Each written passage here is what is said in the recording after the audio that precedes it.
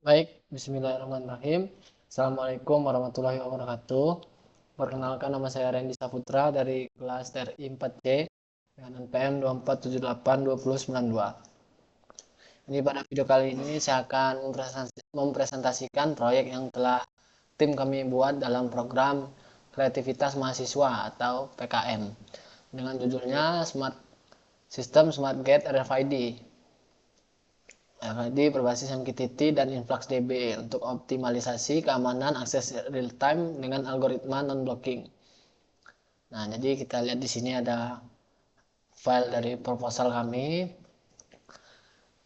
Proyek ini dia tidak hanya berfokus pada pengembangan sistem IoT, tapi juga bagaimana proyek dikelola menggunakan konsep manajemen proyek TI seperti scope management, stakeholder management, work background structure atau WBS, lalu acceptance kriteria, dan yang terakhir yaitu change control management.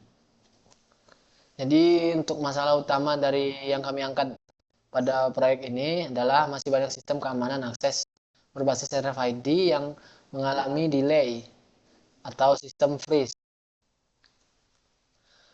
Ya, dan pencatatan lognya kurang stabil karena sistem bekerja secara bersamaan. Jadi, oleh karena itu, kami mengembangkan sistem smart gate berbasis algoritma non-blocking menggunakan fungsi milis, protokol MQTT untuk komunikasi low latency, serta menggunakan database InfluxDB untuk pencatatan data real time-nya. Jadi, dalam proyek ini, saya berperan sebagai integrasi data dan pengujian performa sistemnya. Oke, selanjutnya kita bisa masuk ke dalam slide presentasi yang sudah saya siapkan ya. Nah, pada slide pertama ini tampilkan identitas proyek yang kami kembangkan yaitu sistem Smart Gate RFID. Optimalisasi keamanan real time. Fokus utama pada konsep ini adalah membahas bagaimana konsep scope manajemen diterapkan untuk menjaga kualitas dan performa sistem berbasis IoT. Dalam proyek TI, salah satu tantangan terbesar adalah menjaga agar proyek tetap fokus terhadap objektif awal dan tidak mengalami scope creep. Objektif utama proyek kami adalah menciptakan sistem keamanan akses RFID yang responsif, memiliki latensi rendah, mampu bekerja secara asinkronus, serta memiliki pencatatan log yang stabil. Jadi untuk mencapai target tersebut, kami menggunakan beberapa komponen yaitu Node MCU ESP8266, RFID RC522, MQTT Broker, lalu Node-RED, serta InfluxDB sebagai database-nya yang mencakup time series. Jadi dari sisi manajemen proyek, slide ini menggambarkan bahwa proyek memiliki tujuan yang jelas, stakeholder yang jelas, deliverable yang jelas, dan batas ruang lingkup yang terukur. Oke, next slide, kita masuk ke slide yang kedua, identifikasi masalah ya. Jadi pada slide ini permasalahan utama yang menjadi latar belakang proyek. Dalam project initiation, identifikasi masalah.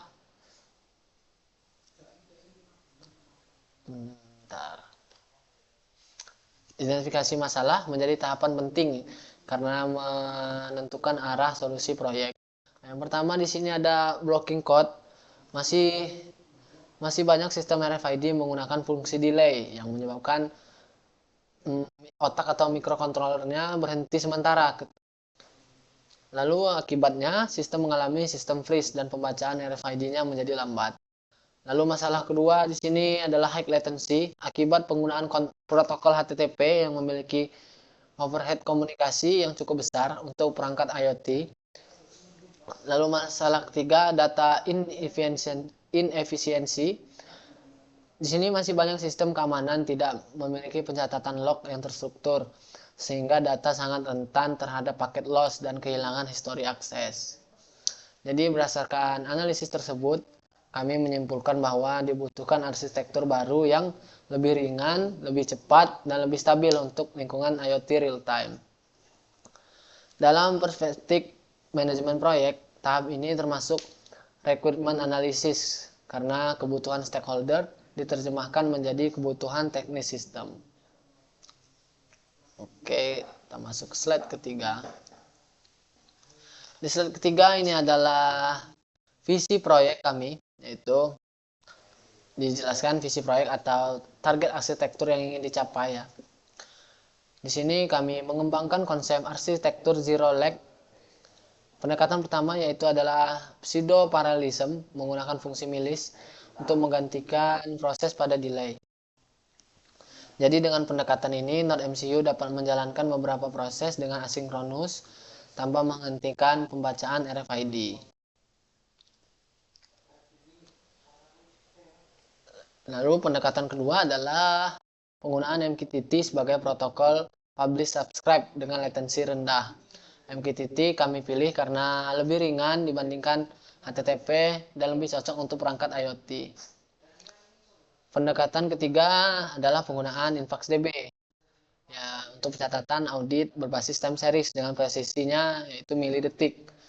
Jadi dalam manajemen proyek, pemilihan teknologi ini termasuk bagian dari development dan arsitektur planning karena teknologi yang dipilih berdasarkan kebutuhan performa dalam proyek tersebut. Oke, kita masuk ke slide 4.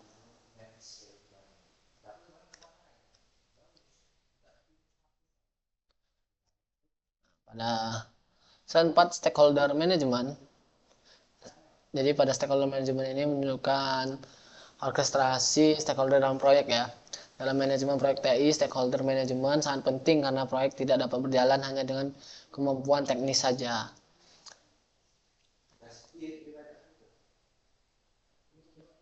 Di sini terlihat ada anggota-anggota kelompoknya ya, yaitu ketua kami Farel tentunya. Mari Farel sebagai leader project. Lalu di sini pembagian stakeholder ini gunanya buat membantu proses koordinasi, komunikasi, validasi, dan pengambilan keputusan. Jadi dalam proyek manajemen, struktur stakeholder yang jelas membantu mengurangi konflik dan meningkatkan efektivitas pelaksanaan proyek. Pada slide 5, ke slide 5, pemetaan kausalitas. Nah, ini adalah metrik keberhasilan proyek. Ini pada saat ini dijelaskan hubungan antara functional recruitment dan non-functional recruitment proyek. Kalau untuk functional recruitment-nya mencakup pembacaan RFID, pergerakan servo motor, komunikasi MQTT, serta penyimpanan data di InfluxDB. Sedangkan kalau yang non-functional recruitment berfokus pada performa sistem, contohnya responsivitas di bawah 100 milidetik, reliabilitas jaringan tanpa paket loss, dan stabilitas backend dengan uptime yang tinggi. Dengan menggunakan measurement performance domain, metrik ini berfungsi sebagai indikator keberhasilan dari proyek. Selain itu, metrik ini juga membantu tim menjaga kualitas output agar sesuai dengan kebutuhan stakeholder. Nah, masuk ke slide selanjutnya, itu slide 6 atau scope management ya. Slide ini menunjukkan batas ruang lingkup proyek atau scope baseline. Dalam scope management, salah satu tujuan utama adalah mencegah scope creep. Oleh karena itu, kami menentukan area in scope dan out of scope secara tegas. Area in scope mencakup prototype akrilik, coding firmware event driven, lalu setup backend MQTT dan Docker, serta pengujian latensi jaringan. Sedangkan beberapa fitur seperti payment parking system, server fisik, dan face recognition kami tetapkan sebagai out of scope. Keputusan ini dilakukan karena fitur tersebut berpotensi yaitu meningkatkan kompleksitas, memperbesar biayanya, dan mengganggu target zero lag. Dalam manajemen proyek TI, scope baseline seperti ini sangat penting untuk menjaga fokus proyek tetap stabil. Oke, next slide. Kita masuk ke slide 7. Di sini adalah WBS atau Work Breakdown Structure. Pada slide ini ditampilkan WBS Smart Get Zero Lag. Dalam project planning, WBS digunakan untuk memecah proyek besar menjadi task yang lebih kecil dan terukur gitu. Tahap pertama adalah persiapan perangkat keras dan stabilisasi dayanya. Tahap kedua adalah manufaktur dan coding firmware non-blocking berbasis milis. Tahap ketiga, integrasi jaringan menggunakan MQTT dan NodeMCU publish. Ya, lanjut ke tahap keempat yaitu adalah backend dan database menggunakan Node-RED dan InfluxDB. Tahap kelima adalah pengujian validasi dan analisis round trip time. Tahap terakhir adalah dokumentasi dan penyusunan publikasi ilmiah. Jadi dengan WBS ini tim dapat melakukan perkiraan estimasi pekerjaan, pembagian resource, monitoring progres, dan pengendalian jadwal secara lebih efektif. Masuk ke slide 8.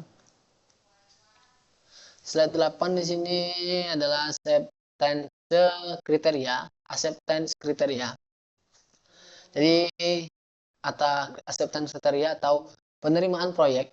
Dalam quality management, acceptance kriteria digunakan untuk menentukan apakah suatu deliverable sudah memenuhi standar kualitas atau belum. Pada task coding non-blocking, sistem dianggap berhasil apabila NodeMCU-nya tetap responsif membaca RFID walaupun servo sedang bergerak. Sedangkan kalau untuk pengujian jaringan, sistem dianggap berhasil apabila nilai RTT berada di bawah 100 mili-detik dalam 50 kali pengujian berturut-turut. Dengan acceptance kriteria yang jelas, evaluasi proyek menjadi objektif, terukur, dan tidak hanya berdasarkan asumsi subjektif saja. Selain itu juga, acceptance kriteria membantu stakeholder memahami target kualitas proyek secara konkret. Masuk slide 9. Slide 9 di sini change control board atau yang ditolak. Nah, pada slide ini ditampilkan studi kasus change control board atau CCB terhadap permintaan penambahan fingerprint sensor. Dalam project management, tidak semua permintaan perubahan harus diterima.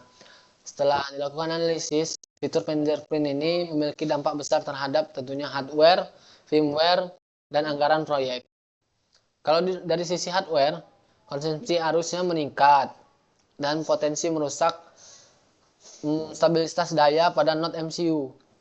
Kalau dari sisi firmware, pemrosesan fingerprint dapat mengganggu algoritma milis dan meningkatkan resiko sistem freeze-nya. Selain itu, fitur ini juga berpotensi membuat proyek over budget dan itu tidak sesuai deadline dari PKM itu. Jadi oleh karena itu, change request ini ditolak untuk current scope dan dipindahkan ke backlog pengembangan masa depan. Jadi kalau dalam scope management, putusan ini penting untuk melindungi objektif utama proyek yaitu menjaga latensi di bawah 100 mili-detik. Nah, lanjut ke yang diterima. Approve. Ini change control board yang diterima.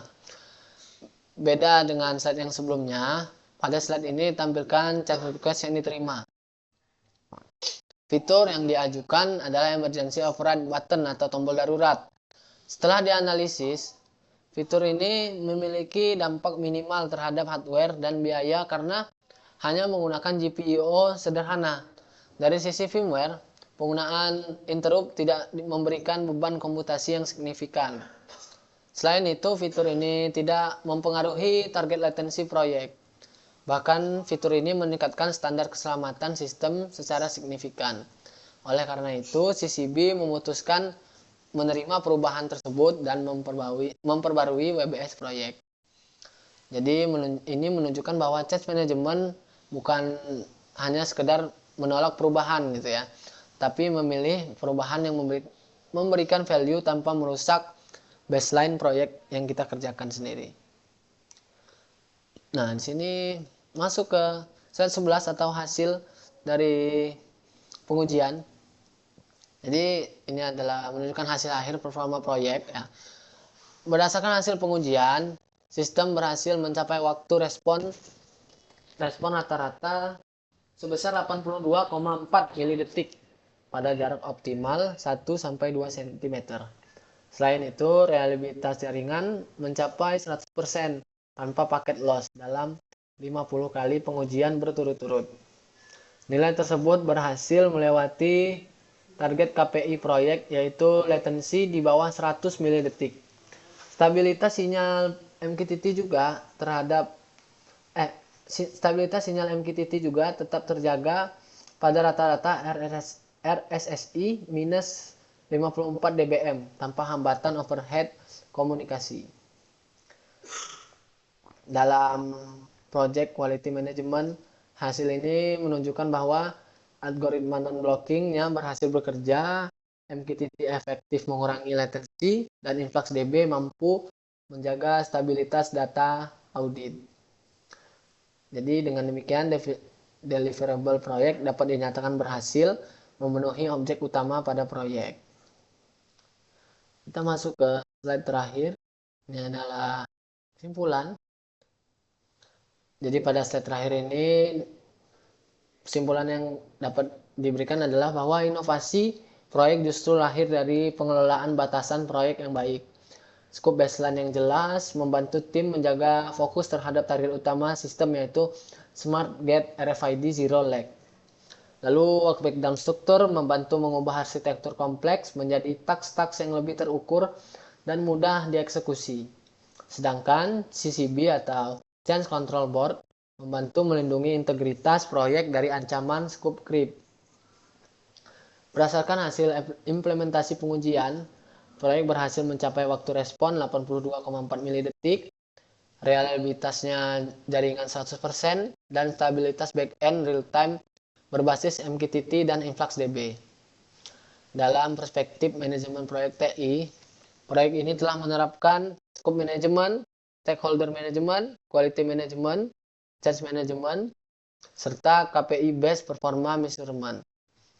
Mungkin kedepannya sistem masih dapat dikembangkan dengan memberikan cloud dashboard monitoring, lalu juga menggunakan AI sebagai integrasi security-nya, maupun autentikasi biometrik untuk generasi selanjutnya nanti dikerjakan. Oke, mungkin itu saja pada presentasi saya kali ini. Demikian dari saya. Terima kasih telah menonton video saya. Jika ada kesalahan saya minta maaf. Saya akhiri. Wassalamualaikum warahmatullahi wabarakatuh.